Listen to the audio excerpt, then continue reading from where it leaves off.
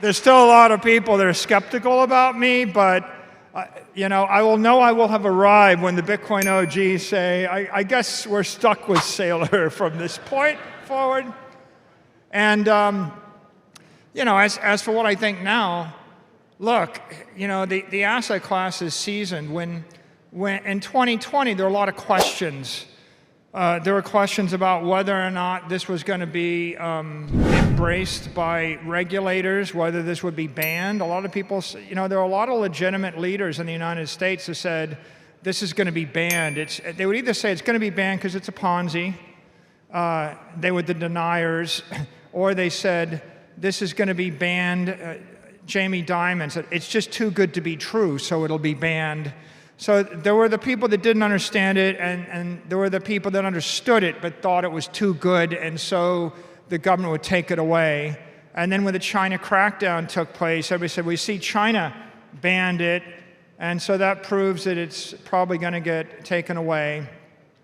And here we are in 2022, and what you have is a fight between the chair of the SEC and the chair of the CFTC to see who gets to regulate it, or who gets to endorse it. And what's become very clear is you've had the head of the CFTC say this is a commodity.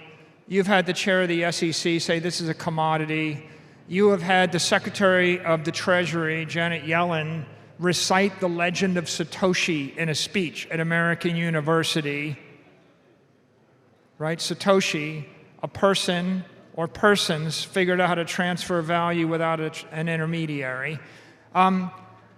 We now see all the regulators in the Western world have embraced this as an asset class. We've had the chair of the SEC educate the entire working group, the entire cabinet, and most of Congress as the definition of a commodity.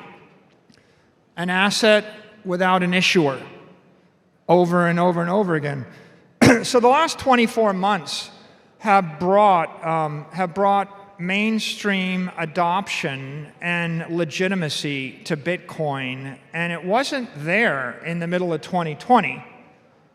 In the middle of 2018 and 2017, we didn't know whether the forks were going to work or if you could fork Bitcoin, and we hadn't settled the basic principle that this was immutable and it should be power to the people and it should not be hijacked by the exchanges or hijacked by everybody that has a decent idea to fix it or improve it.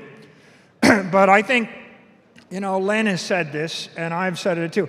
I think the outcome of the block size wars was really critical to the success of Bitcoin as the world's greatest monetary asset. So if you were around during the block size wars, and if you fought on the right side of the block size wars, then you're really the OG. You guys should give yourself a hand. What you have is a raft of regulators, that have said a commodity is an asset without an issuer. There is only one digital commodity. There is only one crypto asset network that is lacking an issuer, and that leaves 22,000 other things. And I'm going to quote someone. The vast majority of those other things are securities. And that's politically correct speech for they're all securities. You have a commodity. You have an example set by Satoshi, a principled example. All the other crypto bros that are waiting for clarity and guidance, and they want the people at the library that want to understand how you create a commodity. Well, Satoshi showed you how you create a commodity. You have a principled example. It's in front of your face. It's been endorsed by every thoughtful, principled person of integrity that's studied the space. And so we arrive in the middle of 2022, and the question that we wondered, will this be banned, has been answered. No, this is not being banned. This is being embraced. Will it be hacked? No, it has not been hacked. No one can hack it. And in fact, the Bitcoin mining network is approaching 300 exahash.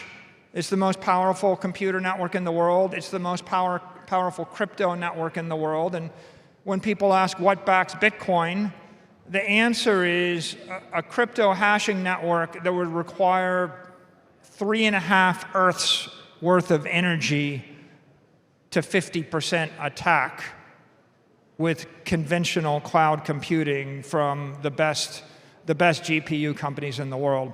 So we've reached a point where it is embraced, it is not hacked, it is not going to be hacked, it is backed.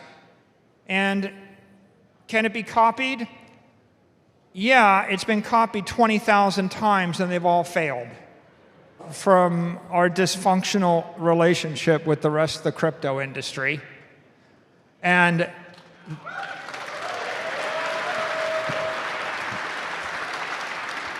then we're taken over. The extraction part is, well, the crypto bros are helping us with that, right? They're helping. When we try to explain the difference between a centralized staked token and a decentralized proof of work token, we now have a few better examples, right?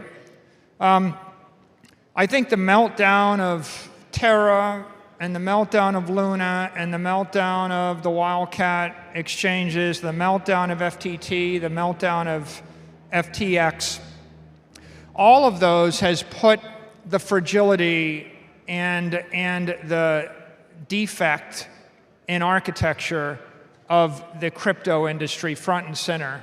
The regulators have been rousted out of bed, you know, to go on television to answer questions.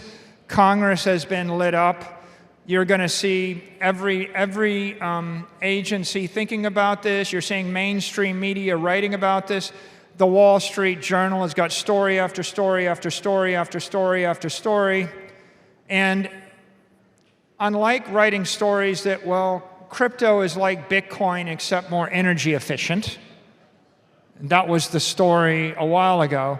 The stories now are, well, and you saw it when I was on CNBC, I said, well, BTC is not FTT, and every one of the anchors nodded and said, yeah, you got that right. It's pretty obvious why. So the meltdown of the crypto ecosystem is educating an entire generation of mainstream journalists, mainstream investors, mainstream regulators and policymakers. And they understand that now they have to do something, and the regulation that's going to come is going to stop the scams, it's going to stop the self-dealing, it's going to provide a framework by which people start to understand the difference between an ethical, economically sound, technically sound asset and a fair, equitable, principled approach versus an unethical, uneconomically sound, untechnically sound, you know, unregistered security. You're going to see is that 98% of the stuff in the crypto ecosystem is going to shake out. There's going to be a few strong players that will go through the registration process, and they will grow up to be a registered, fully disclosed currency, like a Circle or a Tether will have to become registered and regulated. There may be a few digital securities. There'll be a massive fight over what that means and what you can do with it. The digital exchanges, both the crypto exchanges and the DeFi exchanges, will have to register, and this entire Wild West environment will start to dissipate. It'll be like the meteorite that hit the Earth, 80 million years ago, and a lot of stuff will get wiped out.